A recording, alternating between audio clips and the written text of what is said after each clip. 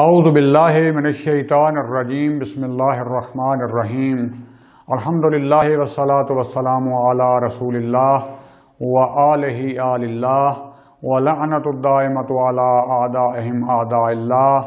من یوم عداوتہم الی یوم لقاء اللہ اما بعد فقد قال اللہ تبارک و تعالی فی کتاب المتین وهو أصدق الصادقين بسم اللہ الرحمن الرحیم ان الدین عند اللہ الاسلام۔ میرے انتہائی واجب الاحترام علماء کرام، طلاب عزیز، مومنین کرام، ہماری گفتگو چل رہی تھی روح کے مجرد ہونے یعنی غیر مادی ہونے پر کیا دلائل ہیں، کیا براہین ہیں۔ تو ہم نے آپ کے سامنے ایک دلیل پیش کی کہ جو خواص، جو خصوصیات، جو صفات مادہ میں پائی جاتی ہیں ان کو بھی ہمیں اکٹھا کر لینا چاہیے، اور جو صفات اور خصوصیات مجرد میں پائی جاتی ہیں ہم ان کو اکٹھا کر سکتے ہیں، ان کو بھی کر لیں۔ آپ دیکھیں آیا یہ صفات ملتی ہیں، آیا یہ مادہ والی صفات اس میں پائی جاتی ہیں، تو پھر تو یہ مادہ ہوگا، جسم ہوگا۔ اگر اس میں وہ صفات نہیں پائی جاتی بلکہ اس میں صفات مجردات والی پائی جاتی ہیں یعنی غیر مادی، تو پھر اس صورت میں ہمارے لیے ثابت ہو جائے گا کہ یہ ہمارا روح، ہمارا نفس جو ہے یہ مادی نہیں ہے بلکہ مجرد ہے، غیر جسم ہے۔ البتہ اگلی بحث بعد میں ہوگی کہ اگر ثابت ہو بھی جائے کہ ٹھیک ہے جسم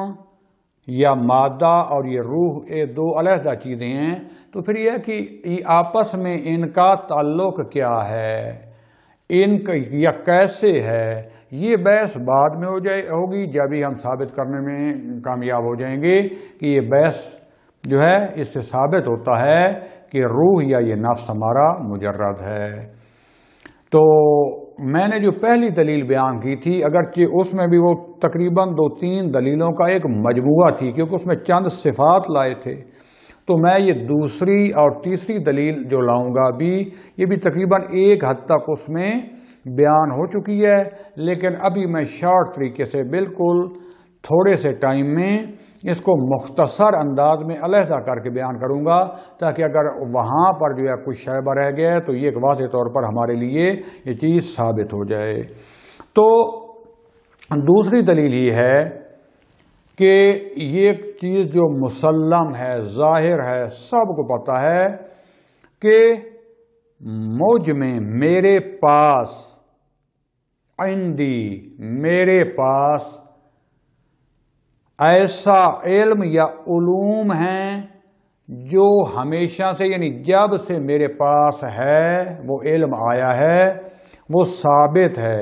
اس میں کوئی تبدیلی نہیں آئی۔ جو میں نے وہاں پہلے درس میں مثال دی تھی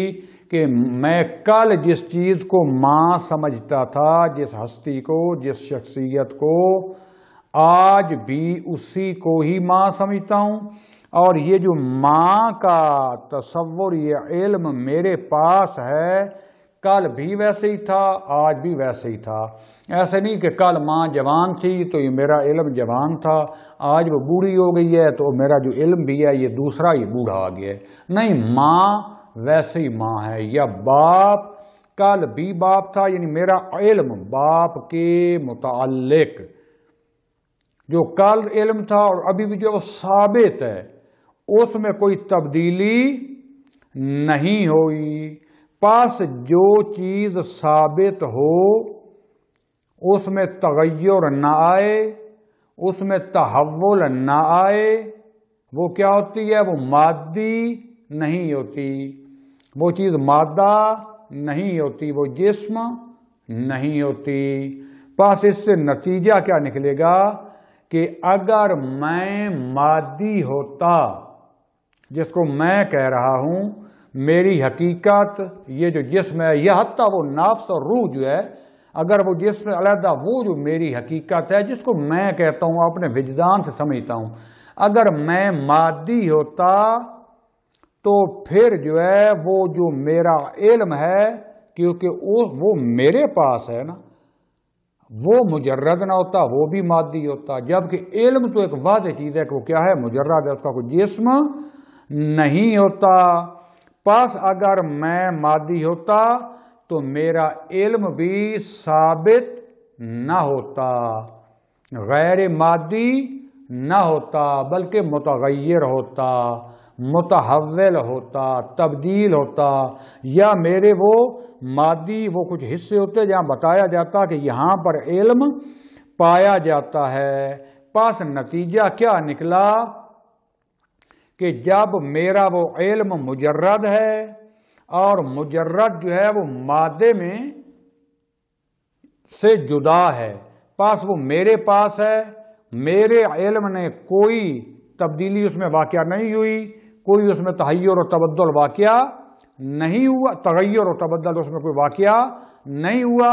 تو پس میں جس کے پاس وہ علم ہے میں بھی مادی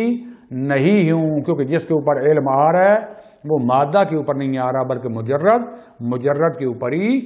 آ رہا ہے۔ تو پس یہاں سے اسی چھوٹی سی چیز اگر میں سمجھا پایا ہوں تو علم کیونکہ مجرد ہے جو مجھ پر، اور وہ ہمیشہ پائیدار اور ثابت ہے، اور جب سے میرے پاس علم ہے اس میں کوئی تغیر بھی نہیں آیا، وہ ثابت ہے، پس میری وہ حقیقت بھی ثابت ہے، پس میں مادی نہیں ہوں بلکہ میری حقیقت یا جو میں جس کو کہہ رہا ہوں وہ مجرد ہے۔ میں یہیں دوسری دلیل کو ختم کروں گا، اس کے بعد تیسری دلیل عرض کروں گا کہ اس کا حصہ بھی میں نے عرض کیا کیونکہ زیادہ توضیح اس لیے نہیں دے رہا کہ پہلے میں توضیح دے چکا ہوں۔ تیسری دلیل کیا ہے کہ میں اپنے آپ میں وحدت حقیقی اور جامعیت کو پاتا ہوں، میں جامعیت رکھتا ہوں، میں وحدت حقیقی رکھتا ہوں۔ کیسے؟ یعنی میں اپنے میرے کو حصے نہیں ہیں، وہ جو میری حقیقت ہے، پہلے بتا بھی چکا ہوں کہ دھڑ یہ وہ حصے جدا ہونے سے بھی آدھے دھڑ کے بعد بھی انسان جو ہے وہ یہ دیکھتے کہ میں ہوں، میرے میں اس میں کمی نہیں ہے، میری شخصیت، وہ جو میری جان، وہ میری ذات جو ہے اس میں پورا ہوں، اس میں ایسا نہیں ہوا کہ ہاتھ پاؤں کٹ جانے سے میرا آدھا روح اب باقی رہ گیا ہو، یہ آدھا وہ جسم ہو گیا، میرے آدھے علوم ہی کٹ گئے ہوں، نہ، بلکہ میری وہ جامعیت ویسے کی ویسی ہے۔ پس جب میں وہ وحدت حقیقی ہوں، میرے کو حصے میرے ذرات نہیں ہیں اور مجھ میں جامعیت پائی جاتی ہے، جبکہ کوئی بھی مادی چیز میں جو پہلے عرض کیا تھا اور کوئی بھی جسمانی چیز جو ہے اس میں وحدت حقیقی نہیں پائی جاتی، اس میں وحدت اتصالی، پھر عرض کر دوں وحدت اتصالی کیا ہے، یعنی 2 4 5 6 7 یہ ذرات ملے ہوئے ہیں اور آپس میں متصل ہیں، یہ علیحدہ، جیسے ظاہری طور پر آپ کو بتا دیں کہ ایک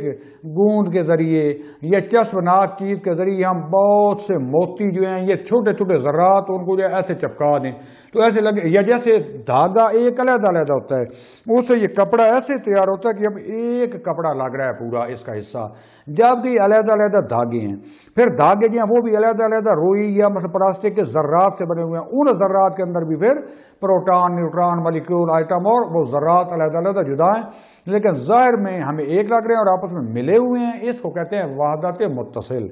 وحدت حقیقی کیا کہ جس میں کوئی خلا نہ ہو ذرہ سا، جس میں کوئی اس کا حصہ نہ ہو، کوئی اس کا ذرہ نہ ہو، بلکہ ایک ہی ایک چیز ہو۔ کوئی بھی مادہ چیز، جسمانی چیز ہم پہلے ثابت کر چکے ہیں، اس میں وحدت حقیقی اور جامعیت نہیں پائی جاتی۔ پس اس سے نتیجہ کیا نکلا کہ جب مجھ میں جامعیت بھی پائی جاتی ہے، وحدت حقیقی بھی پائی جاتی ہے، تو یہ صفات کس کی ہیں؟ مجرد کے ہیں۔ میری ذات، میرا نفس اور میں وہ جو ہوں یا میرا روح وہ کیا ہیں؟ مجرد از مادے ہیں، مادی نہیں ہیں بلکہ مجرد ہیں۔ یہاں تک ہماری ہو گئی 3 دلیلیں۔ اس کے بعد چوتھی ہماری دلیل جو دانشمندان نے، فلاسفہ وغیرہ نے علوم میں نقل کی ہے، وہ ہیں سچے خواب۔ وہ جو پہلے عرض کر چکے، جو سچے خواب، ہر خواب نہیں، ہر خواب و خیال نہیں، وہ جو سچے خواب ہم کیا دیکھتے ہیں؟ وہ جو مردہ لوگ جو وفات پا چکے ہیں جو اس دنیا سے جا چکے ہیں، وہ ہمیں کیا ہوتا ہے، خواب میں ملتے ہیں اور حقیقت میں ہم سے باتیں کر رہے ہوتے ہیں، ہم سے مل رہے ہوتے ہیں، ہم سے کچھ پوچھ رہے ہوتے ہیں، ہم کو بعض وہ خبریں اور باتیں بتا رہے ہوتے ہیں اس دنیا کی، آئندہ کے بارے میں یا اس دنیا کی کہ جس کے بارے میں ہمیں کوئی علم نہیں ہوتا، اور بعد میں یہ متواتر ہے کہ کتنی زیادہ تعداد ہے یہ سچے خوابوں کی کہ یہ حقیقت میں صحیح نظر آتے ہیں، صادق ہوتے ہیں۔ تو اس سے کیا ثابت ہو گیا کہ وہ جو ہمارے پاس آ رہے ہیں وہ مادی جسم کے ساتھ تو نہیں ہوتے۔ اچھا، ایک علیحدہ بات ہے کیونکہ بڑی متکلمین میں بحث ہے کہ یہ جو ہماری معاد ہوگی، آخرت ہوگی، یہ ہمیں سزا جزا جو بھی انعام ملے گا یہ فقط روح کو ملے گا یا جسم کو ملے گا یا جسم اور روح دونوں کو ملے گا؟ اس میں بڑے جو ہے نا زیادہ اختلافات ہیں۔ تو ہم جو قائل ہیں متکلمین اور وہ ہے کہ جسم اور روح دونوں ہوگا۔ البتہ ابھی اس میں آ جاتا ہے کہ آیا یہ والا جسم ہوگا یا نہیں، وہیں سے متعلق جسم ہوگا۔ لیکن بعض عرفاء اور وہ جو فلاسفہ ہیں وہ کہتے ہیں بابا یہ جسم اس دنیا کے لیے ہے، وہ دنیا ہی اور افزار میں، حتیٰ یہ جو برزخ ہے، یہ جیسے کہا تھا جسم مثالی کہ یہاں جسم ہوگا لیکن بغیر مادہ کے، اس کے آگے مجردات کی ہے کیونکہ ہماری اصل حقیقت وہ روح ہے، اور یہ ہماری لذت و جتنی ہوگی وہ اسی جہان کے مطابق وہاں ہوگی، اور اصل لذت اور حقیقت ہے ہی وہ جسم والی ایک عارضی ہے۔ بہرحال ہم جو ہے فی الحال اس کے قائل ہیں کہ اس کے معاد جسمانی اور روحانی کے، لیکن حقیقت یہ بعد میں انشاءاللہ بحث ہوگی۔ لیکن ایک یہ ثابت ہو گیا کہ جو مردگان ہمارے خواب میں آتے ہیں سچے خواب ہوتے ہیں، وہ جسم کے ساتھ نہیں ہوتے، بلکہ ان کا جسم نظر آ رہا ہوتا ہے، وہ جسم مثالی ہوتا ہے، پاس مادی نہیں ہوتا، مجرد ہوتا ہے۔ یہاں پر جیسے میں نے شہید مطہری علیہ الرحمہ کا پہلے خواب ذکر کیا تھا، یہاں کیونکہ میں عام لوگوں کو نہیں کر رہا، یعنی ہمارے پاس ابھی کچھ وہ شخصیات گزری ہیں کہ جن کا یقین تھے، ہم کہہ سکتے ہیں یہ جھوٹ بولنے والے نہیں تھے، نہ زندگی میں کسی نے ان کو جھوٹ بولتے ہوئے دیکھا، بلکہ طہارت کے مقام پر فائز تھے اگر معصوم نہیں تھے، کیونکہ معصومیں حقیقی اور وہ منصوب جو اللہ کی طرف سے جو ہیں اصطلاحی وہ تو 14 ہیں، اگرچہ ان کے نزدیک بھی ہیں، جیسے حضرت عباس علمدار، حضرت علی اکبر، حضرت علی اصغر علیہ السلام، جناب زینب سلام اللہ علیہ، اور باقی یہ بھی عصمت کے مقام پر فائز ہیں، لیکن درجات ہیں عصمت کے۔ تو ہم میں سے بھی جو انسان اس رستے پر چلے طہارت کے ساتھ، علم و معرفت کے ساتھ، وہ بھی عصمت کے مقامات پر پہنچ سکتا ہے، نہ وہ ان معصومین کے درجے پر۔ یہ بات ذرا واضح کرتے جاؤں کیونکہ وہ وہبی بھی ہے جہاں انہوں نے کسبی بھی حاصل کیا، لیکن وہبی ہے جو اللہ نے عطا کی ہیں اور ان کا امتحان لے کر اللہ نے ان کو ظرف عطا کی ہے، وہاں تک تو ہم نہیں جا سکتے، جرات ہی نہیں ہے، لیکن اس رستے پر چلتے ہوئے ان کے قرب میں ضرور جا سکتے ہیں۔ ولایت کے مقام میں بھی انشاءاللہ یہ جو مہدویت کا درس شروع کی ہے کچھ دنوں بعد ہے، اس میں کیونکہ میں تفصیل سے بات کروں گا کہ آپ دیکھیں گے کہ ولایت اور خلافت ایک ایسی چیز ہے، کیونکہ یہ مقامات ہیں، یہ عہدے نہیں ہیں، جیسے رسالت، نبوت، امامت یہ اللہ کی طرف سے عطا کیے گئے عہدے ہیں، منصب ہیں، ٹھیک ہے، یہ مقامات نہیں ہیں۔ کیا فرق ہوتا ہے؟ یعنی ہمارا مقام یہ ولایت، خلافت یہ ان مقامات میں سے ہے، اور خداوند عالم نے جیسے ہر انسان کو اپنا خلیفہ بنایا ہے، یہ ایک خلافت عمومی ہے، ایک خلافت خصوصی، اور اس طریقے سے ولایت جو بھی پہلے خلافت اور ولایت کے مقامات پر پہنچتا ہے اس کے بعد اللہ تعالیٰ اس کو یہ مناسب عطا کرتا ہے، جو بھی ان درجات پر یعنی ولایت اور خلافت کے عالی ترین درجات پر پہنچ جاتا ہے، پھر اللہ جو اس کو نبوت یا رسالت اور سب سے بڑا جو منصب ہے امامت کا وہ عطا کرتا ہے۔ جیسے رسول خدا صلی اللہ علیہ وسلم کیا تھے؟ مقامات ان کے، درجات ان کے تھے، مقامات تھے، یعنی وہ خلیفہ خدا بھی تھے اور ولی خدا بھی تھے، ولایت تھے، اور ولایت عظمیٰ و کبریٰ کے مقام پر جو ہے فائز تھے۔ اس کے بعد اللہ تعالیٰ نے ان کو نبوت بھی عطا کی، رسالت بھی عطا کی، اور آخر امامت بھی، وہ امام الانبیاء ہے، سب سے بڑا عہدہ امامت ہے۔ اس لیے پس بعض لوگ جن کو جو ولایت اور خلافت کے مقام پر فائز ہوں، ضروری نہیں ہے کہ نبی یا رسول یا امام ہوں، لیکن امام یا نبی یا رسول ہونے کے لیے ضروری ہے کہ وہ خلافت اور ولایت کے مقام پر پہنچ چکے ہوں۔ یہ انشاءاللہ میں مہدویت کے درس میں دقیق بیان کروں گا۔ پھر کیونکہ ہم نے خلافت سمجھ لیا کہ جس پر حکومت ہو، نہ، خلافت وہ درجہ ہے، جو وہ مقام ہے ولایت کی طرح جس پر انسان فائز ہوتا ہے روحانیت کے ذریعے۔ اگرچہ یہ درجات بھی اللہ ہی عطا کرتا ہے، لیکن انسان کی کسب اس میں شامل ہوتی ہے۔ جب یہ درجات پر آ جاتا ہے، علی درجات پر، پھر اللہ یہ عہدے دیتا ہے۔ بس ایک جو ولایت کے مقام پر ہو یا خلافت پر، ہو سکتا ہے وہ نبی و رسول و امام ہو سکتا ہے نہ ہو، لیکن ہر نبی رسول یا امام ہونے کے لیے، یہ عہدہ ہونے کے لیے لازم ہے کہ ولایت اور خلافت کے مقام پر پہنچ چکا ہو۔ یہ اس طرف جاؤں گا۔ بس ہماری اصل بحث کیا تھی کہ یہ جو ہمارے علماء جو مقام طہارت پر ہوتے ہیں، بزرگان فقہا جنہوں نے واقعاً اپنی زندگی ایسے گزاری ہیں، جن میں آیت اللہ مصباح یزدی جیسے اور بعض بزرگان، مخصوصاً امام خمینی رضوان اللہ تعالی علیہ، خدا آپ کو توفیق دے تو کبھی ان کا مطالعہ کریں۔ وما ادراک مل خمینی، کہ خمینی تھا کیا، اس کی حقیقت کیا تھی، کن مقامات پر تھا۔ یہ آیت اللہ العظمیٰ فقیہ معظم آیت اللہ جوادی عاملی، خدا ان لوگوں کو ہدایت دے، میں اتنا کہہ سکتا ہوں۔ اے کاش ان کو معرفت حاصل ہو جائے جو آج جوادی عاملی جیسی شخصیت کو کہہ رہے ہیں کہ یہ غالی ہے، جو امام رضوان اللہ تعالی علیہ، امام خامنائی تک ان کو کہہ رہے ہیں کہ یہ صوفی، استغفر اللہ ربی واتوب۔ اے کاش ان لوگوں کی زندگیوں کا یہ مطالعہ کر لیں، ان کے مقامات دیکھ لیں کہ مقام طہارت میں یہ کہاں تک پہنچے۔ ایسے یہ علم کے چشمے جاری نہیں ہو جاتے۔ جب ان کی طہارت ہوتی ہے تو خداوند عالم کی طرف سے یہ علوم نازل ہوتے ہیں، ورنہ ہر انسان کے بس کا کام نہیں ہے۔ تو بہرحال میں آ گئی یہ بزرگ طہرانی، ان کا ایک واقعہ ذکر کرتا ہوں۔ تو ان کے واقعات میں لکھا گیا کہ ان کی جب دادی اماں فوت ہو گئیں، بزرگ علماء کرانا تھا، تو ان کے ختم وغیرہ جو بھی مسئلہ ہوتا ہے ان کے لیے مجلس کرائی گئی، قرآن خوانی فلاں۔ تو کچھ دن گزر گئے، تو ایک دن ان کی آغا طہرانی کی بیوی کہہ رہی ہے، کیونکہ ان کے شوہر کی وہ دادی لگتی تھیں، تو کہتے ایک دن یہ آل بالو ہوتا ہے اور چاول یہ مکس کر کے اس کو کہتے ہیں آل بالو پلو، جیسے ہم کہتے ہیں نا پلاؤ، گوشت پلاؤ، مٹن پلاؤ، یہ کہتے ہیں آل بالو پلو، یعنی آل بالو پلاؤ۔ کہتے ہیں یہ کھانا میں بنا رہی تھی چاول، تو باہر سے ایک فقیر نے آواز لگائی،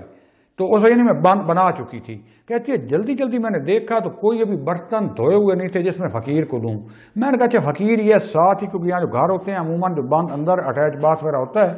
کہتے ہیں ساتھ ہی وہ ٹب جس میں نہاتے ہیں کپڑے دھوتے ہیں چھوٹا سا پڑا تھا، صاف تھا۔ میں نے پھر جلدی جلدی دھو کے اس میں وہ جو ہے چاول، وہ جو آل بالو پلو تھا ڈال کے جا کے فقیر کو دے آئی۔ گزر گیا۔ کہتے ہیں آغا طہرانی بھی ہے کہ رات کو ہم سوئے ہوئے تو آدھی رات کو آغا طہرانی ہڑبڑا کے اٹھ بیٹھے ہیں، اور جیسے اٹھی ہیں تو کہا کیا ہوا؟ کہتے ہیں مجھے یہ بتاؤ تم نے آج کیا کیا ہے؟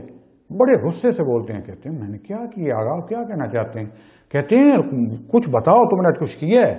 میری دادی بہت ہی مجھ سے ناراض تھی۔ میں نے کہا کیا مطلب؟ مجھے کچھ سمجھ نہیں آ رہی تھی۔ وہ کہہ رہی تھی کہ آج میری بہو نے، یعنی تمہاری بیوی نے، میری عزت خاک میں ملا دی ہے، باقی مومنین کے سامنے میری بہت انسلٹ ہوئی ہے۔ کہتی یک دم مجھے یاد آیا دوپہر والا واقعہ میں نے سنا کہ میں نے کہا آغا جان بوجھ کے تو میں نے توہین نہیں کی، لیکن یہ دیکھا کہ وہ فقیر آیا تھا، دھلا ہوا برتن نہیں تھا، میں نے کہا چلو فقیر ہی ہے، تھوڑی سی میں نے سستی البتہ کی، تو میں نے اسے ٹاپ جس میں نہاتے دھوتے کپڑے دھوتے ہیں اس میں ڈال کے اس کو دے دی، وہ بیچارہ لے کے چلا گیا۔ آغا کہتے ہیں کہ میری دادی ملی ہیں، اس نے کہا کہ میری بہو نے جتنی توہین کی ہے، مجھے کتنے غلیظ سے جو ہے نا برتن میں سب کے سامنے کھانا دی ہے، سب میرا مذاق اڑا رہے ہیں۔ تو دوستان عزیز خدا کے لیے توجہ رکھیں۔ یہ بعض کا ہوتا ہے ہمارے گاؤں میں چلتا ہے نا، فلاں مولوی صاحب جو ہے نا وہ 50 روپے میں قرآن پڑھ دیتے ہیں، استغفر اللہ کا، 100 روپے میں، 150، یہ گاؤں میں چلتا ہے، اور قبر کے اوپر کھڑا ہو کر پڑھتے ہیں۔ پڑھتے کیا ہیں یہ اللہ جانتا ہے، یہ وہ مردہ بیچارہ جانتا ہے کہ مولوی جاتا ہے دیکھتا ہے 15 منٹ میں 15 منٹ میں جو ہے 15 سپارے پڑھ دیتا ہے، بسم اللہ الرحمن الرحیم، ہماری لکیر خدا سے۔ یہ حافظ کلاڑے جو ہوتے ہیں سارے، یا اس طرح کی فقیر آیا ہوا ہے، والدین کے کپڑے تھے جو کسی نہ کام کے، جو پھینکنے والے پڑے ہوتے ہیں، اٹھا کے فقیر کو دے دیے۔ بسم اللہ الرحمن الرحیم لن تنالوا البر حتی تنفقوا مما تحبون، اس وقت تک نیکی حاصل کر نہیں سکتے جب تک کہ وہ چیز خدا کے راستے میں انفاق کرو کہ جس کو تم خود پسند کرتے ہو آپ نے دیے۔ کس کو دے رہے ہو؟ اللہ کے ساتھ کاروبار کر رہے ہو؟ کس کے لیے بھیج رہے ہو؟ اپنے پیارے والدین کے لیے یا اللہ کے ساتھ اپنا کاروبار کر رہے ہو؟ تو دوستان عزیز، خدا کے لیے کم از کم جو صدقہ کریں، ایک تو جو اجتماعی ہوتا ہے ہو سکتا ہے لوگوں کو بتائیں تاکہ لوگوں کو تشویق ہو، لیکن ہر ممکن کوشش کریں کیا کہ چھپا کر دیں اور اچھی چیز دیں جو لوگوں کے کچھ درد کا مداوا ہو سکے۔ بہرحال میں یہ دن چاہتا ہوں کہ اس سے یہ ثابت ہوا کہ یہ مردگان آتے ہیں، ہم سے رابطہ رکھتے ہیں، زندہ ہیں، اور کس جسم کے ساتھ؟ روح کے ساتھ، جو مادی نہیں ہے۔ اس کے بعد جو ہے آخری میں جلدی اب 2 دلیلیں بیان کروں گا۔ 5ویں دلیل ہے کہ آپ نے کمنٹری سنی ہوگی، بہت زیادہ جو ہے نا یہ بار ٹیلی ویژن پر میں نے بھی دیکھا ہے آ رہی ہوتی ہیں، مخصوصاً یہ نفسیات دان جو ہیں، سائیکالوجسٹ جو ہیں، اور اس طرح کے کئی ایسے لوگ جو ہیں کچھ دیر کے لیے یا ایک آدھ دن رات کے لیے بالکل مردہ ہو گئے تھے، بالکل ان میں زندگی کے علامات ختم ہو گئے تھے، لیکن دیکھا کہ بعد میں یکدم ان میں زندگی کی رمق جاری ہو گئی، اور انہوں نے بعض عجیب و غریب کہانیاں آگے سنائیں، عجیب و غریب واقعات سنایا، کچھ اس دنیا کی، کچھ جو ہے آخرت کے، اور جو تواتر کے ساتھ ملتے جلتے یہ ڈاکومنٹریز آپ سنیں، اس میں انہوں نے دقیق حالات جو سنائے، کوئی اب امریکہ کا، کوئی یورپ کا، کوئی پاکستان کا، مختلف ملکوں کے لوگ، اور انہوں نے احساسات اور جو باتیں بتائیں ان میں سے بہت زیادہ حقائق تھے۔ تو یعنی ایک وہ عالم غیب بھی ہے، مجردات بھی ہے، اور بعض آج کے دور میں ایسے لوگ بھی ہیں، بعض عرفاء، حتی بعض مرتضائین کہتے ہیں، ہندو لوگ ہیں، اتنی ریاضت کرتے ہیں کہ بعض اوقات اپنے جسم سے اپنے روح کو جدا کر لیتے ہیں، پہلے دنیا میں، پہلے یعنی ماضی میں چلے جاتے ہیں، مستقبل میں وہاں کی خبریں لے آتے ہیں۔ یہ جیسے شیاطین، جن آپ کے سامنے ایک مثال ہے، جن اگرچہ وہ مجرد نہیں ہیں لیکن ان کا مادہ، کون سا مادہ جو ہم اس کو محسوس نہیں کر سکتے، خفیف ہے، کال مجرد جیسے کہتے ہیں۔ تو یہ ساری مثالیں ہیں سمجھانے کے لیے، لیکن خواب میں یہ جو آتے ہیں یا یہ جو کرتے ہیں، اور یہ جو میں عرض کر رہا ہوں، یہ جو سٹوریز بیان ہوتی ہیں، اس میں حقائق ہوتے ہیں کہ یہ روح جو ہے مجرد ہے، اور اس دنیا غیب اور مجردات کی بھی ہے جہاں پر رابطہ کیا جا سکتا ہے۔ اور آخری دلیل جو ہے یہ جو اولیاء الہی، انہوں نے جو ہمیں خبریں دی ہیں، غیب کی خبریں، ہمارے انبیاء نے،